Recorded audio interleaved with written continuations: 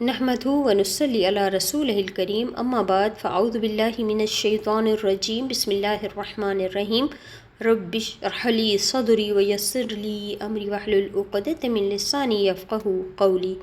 सूरतुन निसा आयत नंबर 29 खां वठी 33 ताईं तर्जुमो।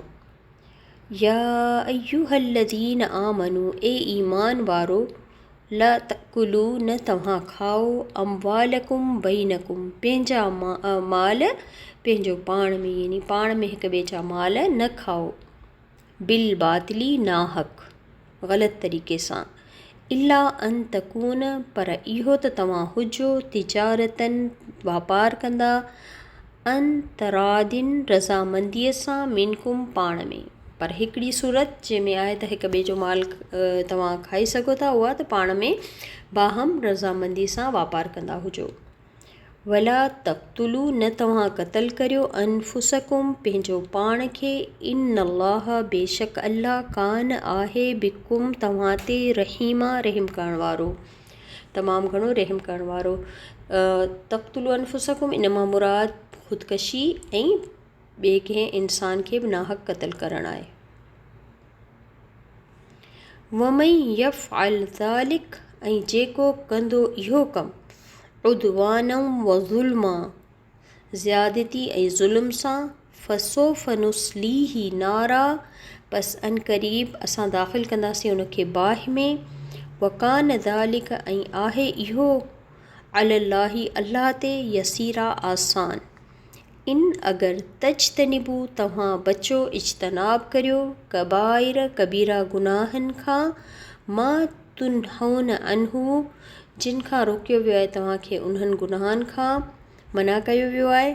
नुकफ़िर अनकुम असां दूर कंदासीं तव्हां जे मथां यानी हटाए छॾींदासीं तव्हांजे अमालनामे खां तव्हां खां दूर करे छॾींदासीं सय्यातिकुम तव्हांजी बुराइनि खे व नुदखिलकुम ऐं दाख़िल कंदासीं तव्हांखे मुदखलन दाख़िल करण वारी जॻह करीमा मौज़ इज़त वारी यानी जन्नत। वला ऐं न त तमन्नो तव्हां तमन्ना करियो या रीस करियो मां फ़द्दलल्लाहु जेका फ़ज़ीलत ॾिनी अल्लाह ताला बिही जंहिंजे ज़रिए बादकुम अला बाद बाज़ खे बाज़ जे मथां लिर्रिजाली मर्दनि जे लाइ नसीबुम मिम्मक्तसबू हिस्सो आहे उन मां जेको उन्हनि कमाई कई। वली निसाई ऐं औरतुनि जे लाइ नसीबुन हिस्सो आहे मिम्मक्तसबन उन मां जेका उन्हनि कमाई कई। वस अल्लाह ऐं दुआ करियो या घुरो अल्लाह का मिन फ़ज़लिही उन जे फ़ज़ल मां। इन अल्लाह बेशक अल्लाह कान आहे बिकुल्लिन शैइन हर चीज़ खे अलीमा ख़ूब ॼाणण वारो अल्लाह खे हर शइ जी ख़ूब ख़बर आहे।